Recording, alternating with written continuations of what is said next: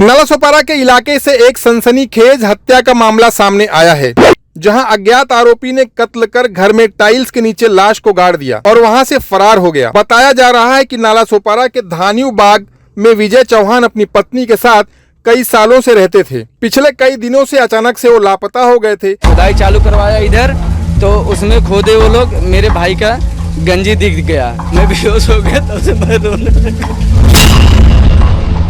क्या भाई क्या उसमें कम से कम 11 लाख रुपए भी लेके वो फरार है अभी, और ये सब काम करवाने के बाद टाइल्स लगवा दी बेगारी से। विजय चौहान का भाई अखिलेश चौहान गुमशुदगी का मामला दर्ज कराने के लिए लगातार पुलिस स्टेशन के चक्कर काट रहा था।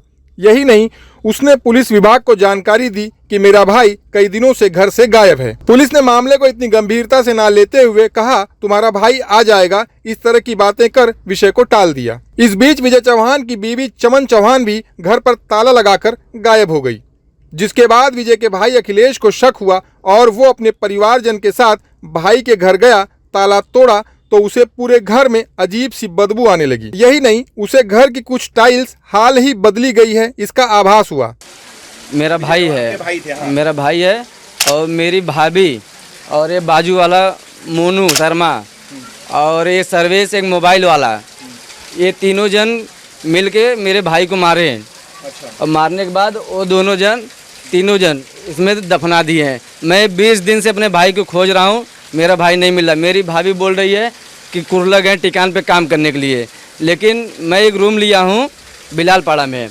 वो रूम सेठ मुझे फ़ोन कर रहा है पैसा दे। मैं अपने भाई को मालिक बनाया था पैसा देने के लिए, तो मैं बोला मालिक उसको बनाया हूँ तो मैं कैसे पैसा दूँगा, सामने से पैसा उनसे दिलवाऊँगा। तो मैं खोज रहा हूँ तो मुझे डाउट हुआ। रात को मैं आया, रूम खोजबीन किया मैं, तो देखा उसमें 2x2 का 3 टाइल्स लगी थी। तो मैं दिमाग लगाया 2x2 का 6 फुट हो गया लंबाई।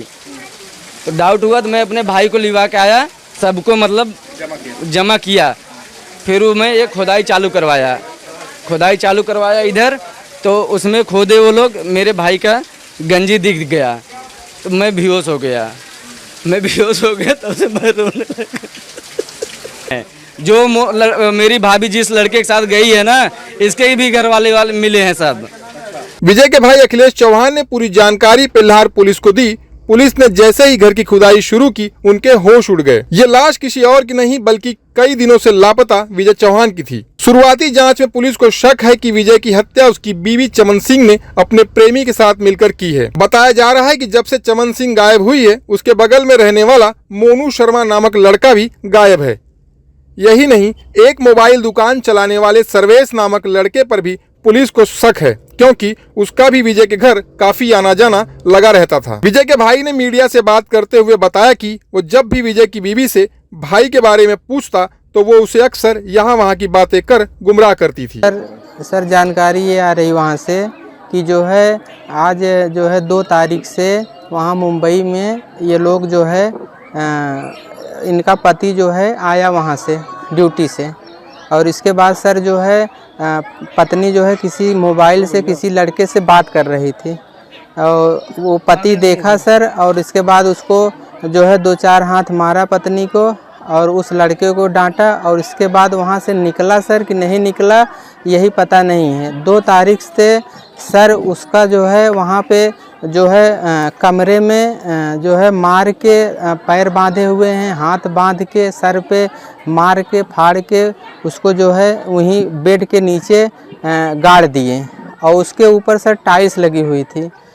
तो सर हम लोग को जो है पता ऐसे चला, टाइल्स पहले 1x1 की वाइट कलर की लगी थी, इसके बाद सर उस पे जो है 2x2 की 3 टाइल उन्होंने उखाड़ के दूसरी लगा दी। तो हम लोग सर वहाँ हमारे इनके भाई गए और जो है वहाँ चेक किए, तो वो टाइल्स जो है दूसरी दिखी। तब वो लोग सर सुबह खुदाई करने लगे, तो सर उसमें से बदबू आया। तब वहाँ से पुलिसकर्मी और सब आए सर, वहाँ जांच चल रही है और उनकी लाश मिली हुई है। अभी वो बाहर नहीं आए हैं, वो लोग समय दिए हैं सर 6 बजे तक बाहर करेंगे, इसके बाद जो होगा होगा। और वो जो सर इनकी औरत है विजय चौहान की, वो जो है उस मोनू जो है वहाँ का बिहार के रहने वाला, इनके कमरे के जस्ट सामने रहता था, मोनू प्रजापति। सर वो जो है इनकी पत्नी को लेके फरार है, और साजिश में एक वहाँ का मनी ट्रांसफ़र मोबाइल वाला है, उसका सर नाम हम बता नहीं सकते, याद है भूल गए हैं, सर्वेश नाम है उसका, और वो उसका पिन नंबर बदला है और मोबाइल वाला सर जो है उसमें मिला हुआ है। और ये जो है मोनू जो, तो सर इसका पूरा परिवार मिला, उसके मम्मी पापा वहाँ पुलिस का करीब जो है इनकी शादी जो है 8 साल पहले हुई थी, और शादी के बाद सर वो परमानेंट वहीं मुंबई में रहती थी, यहाँ कभी गलती से नहीं आती थी। और सर 8 साल में सिर्फ एक बार इनकी बहन की शादी थी, जो ये 2 दिन के लिए आए थे दोनों परानी, बाकी सर यहाँ आए नहीं हैं। इतना सर उसका स्वभाव पहले कुछ समझ में नहीं आया कि ऐसा कर सकती है ये औरत, इतनी शातिर औरत थी सर, कभी किसी को भांपने का मौका नहीं दी, जो कि इनकी सास खुद वहाँ रही हैं। वहाँ इसके पहले 20 दिन पहले सास यहाँ आई हैं, वहाँ दवा कराने गई थी, वहाँ 3 महीने सर रह के आई हैं। ये किसी को भांपने का मौका ही नहीं दी, इतनी शातिर औरत है। मोनू शर्मा और मोबाइल दुकान चलाने वाला सर्वेश अक्सर भाई के घर आते जाते थे। फिलहाल पुलिस ने विभिन्न धाराओं के तहत मामला दर्ज कर लिया है। साथ ही मोबाइल की दुकान चलाने वाले सर्वेश को गिरफ्तार कर उससे कड़ाई से पूछताछ कर रही है। देखिए 20 जुलाई को सबसे पहले पेल्लार पुलिस स्टेशन में 2 मिसिंग केसेस दाखिल हुए थे, जिनमें से एक मिसिंग पर्सन का नाम था श्री विजय चौहान, दूसरे मिसिंग जो थे उसका नाम था मोनू अरविंद शर्मा। तो ये दोनों की मिसिंग कुछ शाम के वक्त में 20 तारीख को दाखिल हुई थी।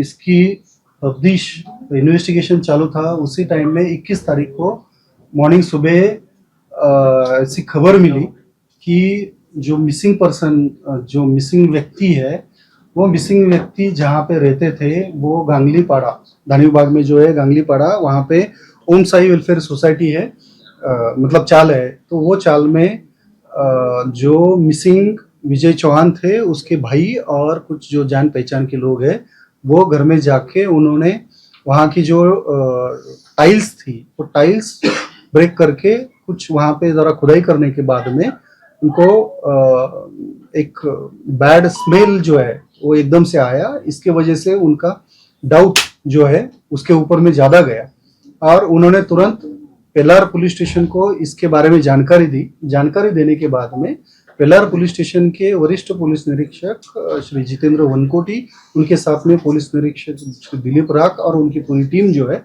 वो तुरंत घटनास्थल रवाना होकर घटनास्थल की जांच करने के बाद में उनको यह अंदेशा हुआ कि यहाँ पे कुछ ना कुछ गंभीर घटना हुआ है।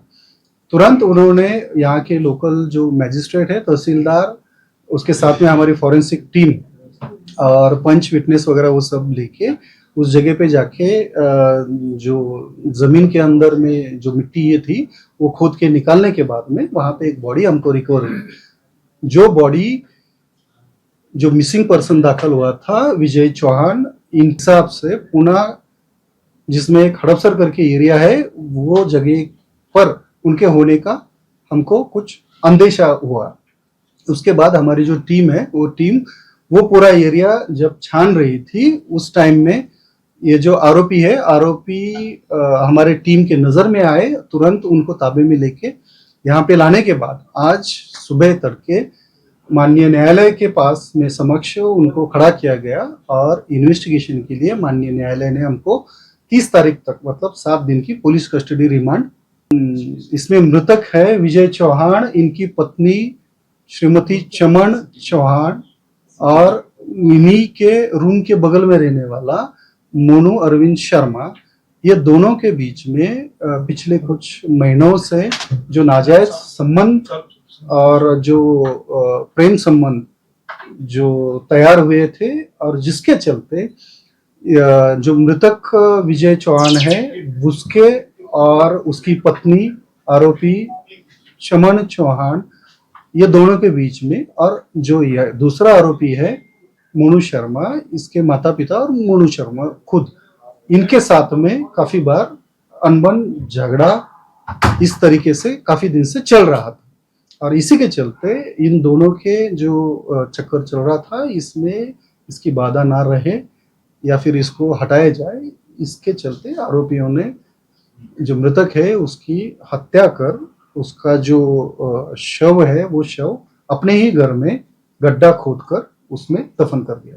क्या ये अंदाजन 5 और 6 जुलाई के बीच में हुई है और उसके बाद तकरीबन 12 से 14 दिन तक आरोपी जो महिला है वो उसी घर में एकदम नॉर्मल तरीके से रह रहे थे, जैसे कि मतलब कुछ हुआ ही नहीं।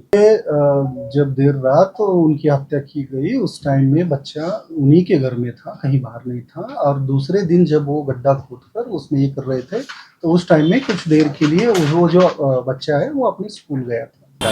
अरे भाई वो जो जैसे अपना अपराध किया है उस किस्म के उसको सज़ा मिलनी चाहिए। जैसा अपराध किया है वैसा सज़ा उसको मिलना चाहिए। जी जरूरी, ये तो दो राय नहीं है इसमें सर। जो अपराध किया है उसका सज़ा तो उसको मिलना चाहिए ना। हम अपराधी हों बच जाएं तो मेरा मनोबल बढ़ेगा ना। ये घटना क्यों अचानक, क्या लगता है आपको? अब जब हमसे साल भर से बातें नहीं है तो हम क्या बताएं।